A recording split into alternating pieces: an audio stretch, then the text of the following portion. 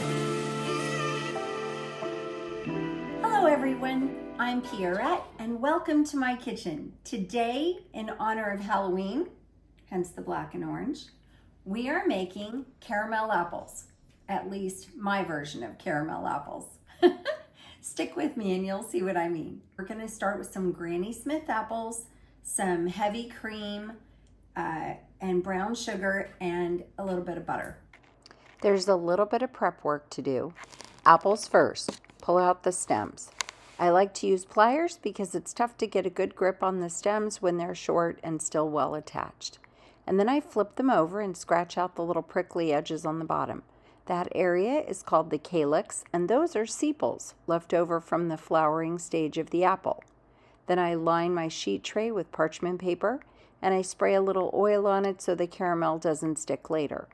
Insert your popsicle sticks into the apples. Sometimes this takes a bit of tenacity, sometimes straight up brute force. Good luck.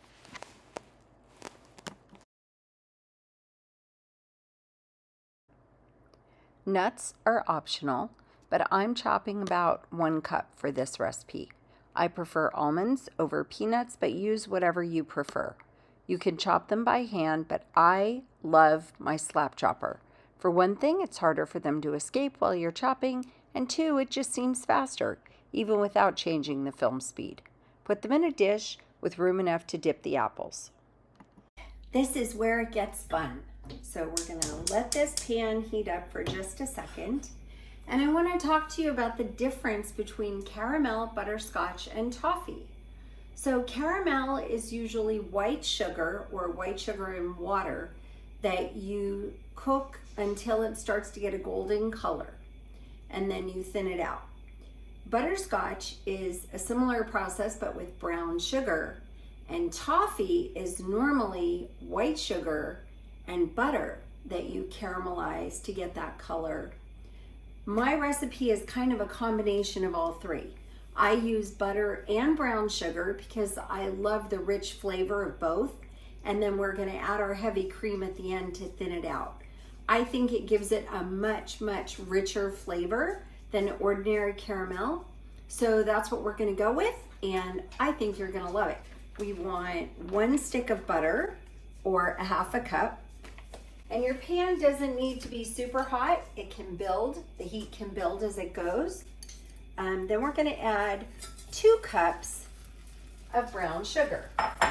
Very, very important that you have a stainless steel pan when you're working with sugar, because if you don't, it will crystallize.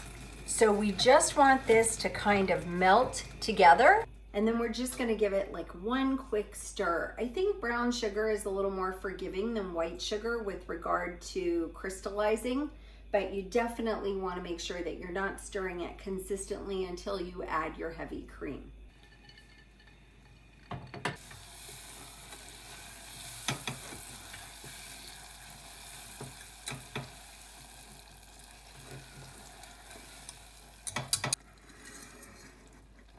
You don't have to have a candy thermometer, but it does help. So we're gonna let it come up to a little bit more heat, and I have the heat on very low, so it could take a few minutes.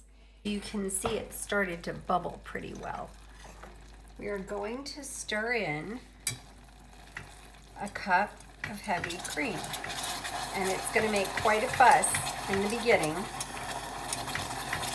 so go slowly, because it's a little bit dramatic. Be very careful because it's very, very hot. Currently it's at about 200 degrees. We're gonna add our cream. It looks beautiful. So I'm gonna put this back in.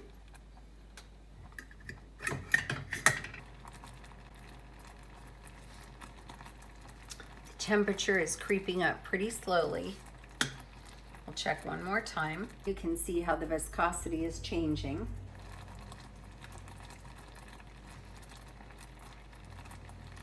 We're not quite there. You can see it's thickening, but it's still not ready.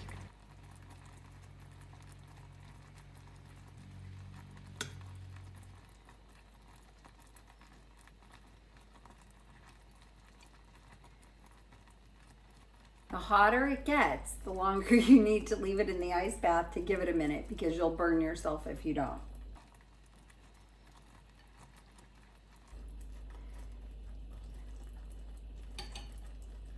And I think that's it. See how it's holding its shape? You can roll it into a ball and it stays, right?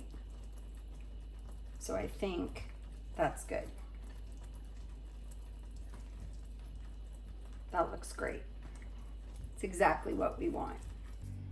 So here it goes. We are going to take our apple and just dip it in the scalding hot caramel. So be very, very careful. I'm gonna let it drip just a little.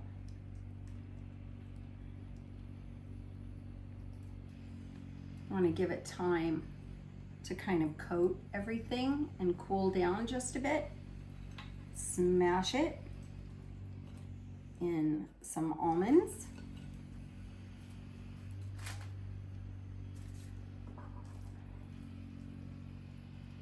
This works really well if you have two people and one of you is dipping and the other is rolling. And of course, if you have a nut allergy, the nuts are completely optional, and you don't have to use almonds. You can use peanuts or pecans or whatever your favorite accessory would be. You could even use some mini chocolate chips, but if you use chocolate chips, just know that that hot caramel is going to melt them in literally a hot minute. So just be aware of that. And I want to do some without any nuts on them, just so you can see the difference. And for those, I'm going to go ahead and cool them in my ice bath a little bit so that they cool down faster. And that's just a quick twist and then set them down. And I want you to see what I'm doing. I'm just holding the pan to the side and rolling the apple in the caramel and then just releasing it. And believe it or not, that caramel is already starting to cool. So you got to work fast because it happens pretty quickly. Now for the last apple, I did put the pan back on the stove for just a minute and I heated it back up and scrape down the side so that the caramel would be just a little bit more liquid because it was really starting to harden up. And this is the last one. I'm just going to give it a little dip in the water bath and some nuts. Since I have a little bit of toffee left, I'm just going to throw some nuts in here and make a little late night treat. So I'm just going to pour this caramel toffee over the top of these almonds.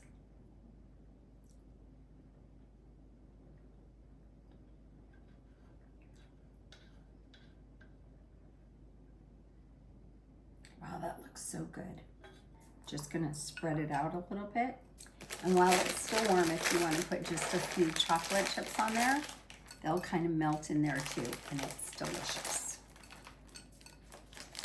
And I think I am not a big fan of dark chocolate, but I do think that dark chocolate chips are a little bit better with this because the caramel, the toffee is so sweet. And I always buy good chocolate chips like Ghirardelli because we ended up with 9 of these absolutely beautiful caramel apples. Some have nuts, some don't. I remember there was a woman in our neighborhood when I was a little girl who always made these for the neighborhood kids, and it was always my very favorite house to go to. So I just wanted to do this to show you how easy it is to do something special for the kids in your neighborhood too. I'm going to try and put one more on this tray, and then there's going to be one for me to taste. I'm going to fold that little bit under, that little extra caramel, and there we go. And this one, this one's for me. Oh my gosh, look at that caramel. It's just beautiful. Are you ready? Are you ready? Mmm.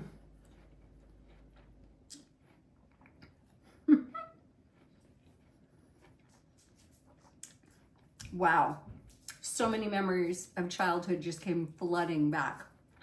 These are so much better than the caramels that you buy in the store and melt down. I promise you, you won't be disappointed. I hope you'll try this recipe. I promise you, you'll be the favorite house in the neighborhood if you're giving these out on Halloween. Thanks so much for watching. Take care.